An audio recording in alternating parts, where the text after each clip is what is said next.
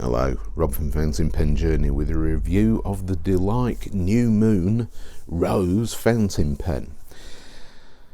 Right, first off the bat, this fountain pen has been around for a while. It's a fountain pen from China, obviously from Delike. You know, they've been around for a bit. And I generally really like Delike fountain pens. And I was put off once again by at least one reviewer, maybe even a couple of reviewers who reviewed this Delike New Moon fountain pen, not in this rose colour. I think they were talking about blue colours, and they basically didn't like it for various reasons. And there are a few issues that I've had, but for a cheap, affordable fountain pen from China, the Delike New Moon is actually, in my opinion, pretty good. And I'm going to talk mainly about the main aspect of that, and it's the fact that it's a lovely colour. This rose colour is gorgeous. I'll show you more of the pen in a bit, but there are some tiny issues, but nothing more than I would say that I would have from many of the other fountain pens that I've purchased from China over the few years that I've been on this fountain pen journey. So let's have a look at the pen. So it's a slim pen, it's not a massive pen.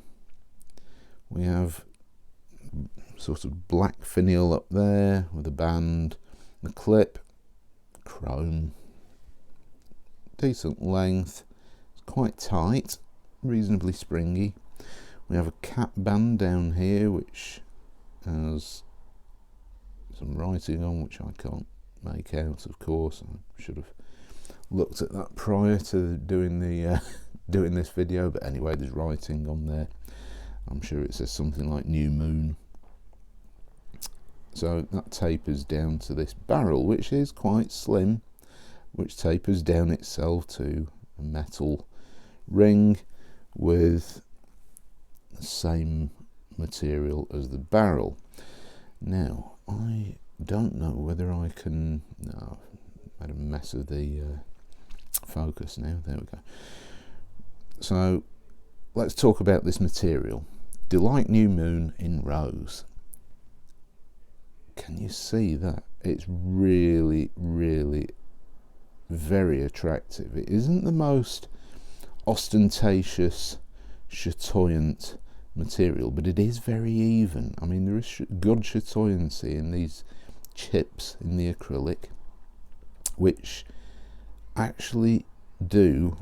First impression is it's I'd say you would see this pen on a desk and think it's purpley black, but as soon as you pick it up in good light, which I shall try to get the natural light on this, there is some really lovely vintage sort of chintzy chatoyancy in there, and it's really, really attractive. I absolutely love it. I think it's a really, really nice acrylic. It's not over the top, but it's, in my opinion, when I've seen some vintage fountain pens when they have this lovely chatoyant type of material, it's akin. I wouldn't say it's on a par, but it's certainly akin to those. It's a really, really nice dark rose colours. Now I was going to obviously stick the ink in, which is called Noodler's Black Swan in Australian Roses, which I absolutely love, but for some reason I didn't. So I carried on using this pen for a few months, and I keep refilling it, because one thing that I do with all of my reviews, I don't just buy a pen from China, fill it, or anywhere else, buy a pen and fill it, and then decide on doing the review there and then and hoping that the nib is just okay and carry on. I actually review my pens after at least a couple of weeks, if not many, many more weeks longer, so that I can actually work out whether there are any issues with the fountain pen, like drying out when it hasn't been used for a week, things like that. And there are a few things that I do need to talk about. So let's unscrew the cap. 1, 2, 3, about 3.5 turns to unscrew the cap, which in my opinion is a little bit on the excessive side. As far as the actual cap goes, there's really not a lot that you can see in there. It is a translucent acrylic, and there is a cap liner in there at the bottom. You can't see it very well. The section is this same lovely acrylic material. It's quite a narrow section, but not too narrow, so it's very comfortable for me. It's quite a decent length as well. There is a flare out at the bottom. Threads, I don't notice them at all. Step up, very, very small, minimal, relatively smooth. I don't feel that at all. And it is a decent size. It's a shorter pen, but it's actually not a bad length at all. Fairly, come on, focus. Oh, stupid camera, focus. There we go. There is this, I'd say it's probably number 5, perhaps even smaller, steel nib, black plastic feed underneath. There we go, a bit more of that lovely chatoyancy. And it's a nice sized fountain pen. It's slim, but not over the top. I think it is a good size for most people.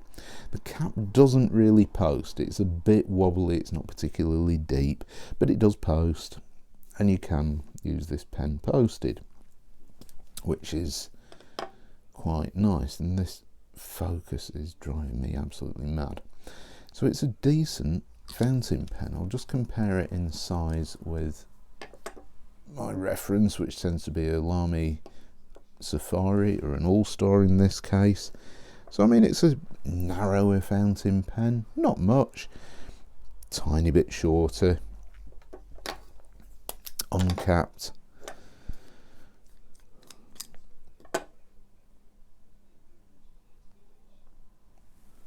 So about a centimetre shorter than a Lamy Safari or All-Star. No major shakes from that point of view. And it's a beautiful acrylic. I will say about the acrylic again, because this is some acrylic that you really should, if you're into this sort of purpley colour, then it's nice. It's not over the top, but it's very, very attractive. Nice rose acrylic.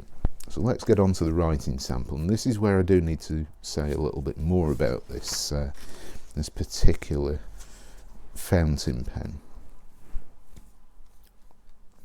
I'm going to write on posted.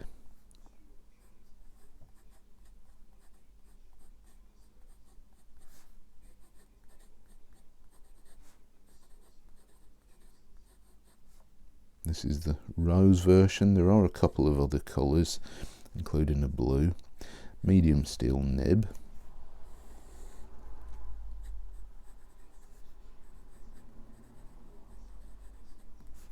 Now, when I talked about my fountain pen reviews, because I like to really get to know a fountain pen before I do a full review, and this was another minor issue that I had. I can't write and speak at the same time. I'm a man. As I said, medium nib, and I'd say that's pretty wet. It's medium to wet. Now this nib, what happened was I wrote with this pen for maybe 2 or 3 fills, and I was getting a real scratchiness in this direction. So I got my loop out, had a look at it, and I carried on writing. There was nothing wrong with it. I mean, out of the box, it was pretty good, but not great. And it's unusual for me to actually have a Delike fountain pen where the nib is scratchy. But I did have a few issues when I was trying to do this sort of stroke. I mean, certainly, you know, that sort of action would have been a little bit scratchy at that particular point, that point. point. So I wrote with the pen for a good couple of months, and just after Christmas 2020, I thought, you know what, I'm going to have a look at this nib and see what I can do with it. So there was nothing particularly wrong with the nib out of the box, but it was a tiny bit scratchy. So I had a look under the loop. The tines were okay, no issues with the tips not being quite aligned. It wasn't perfect, but you know, it's a cheap Chinese fountain pen.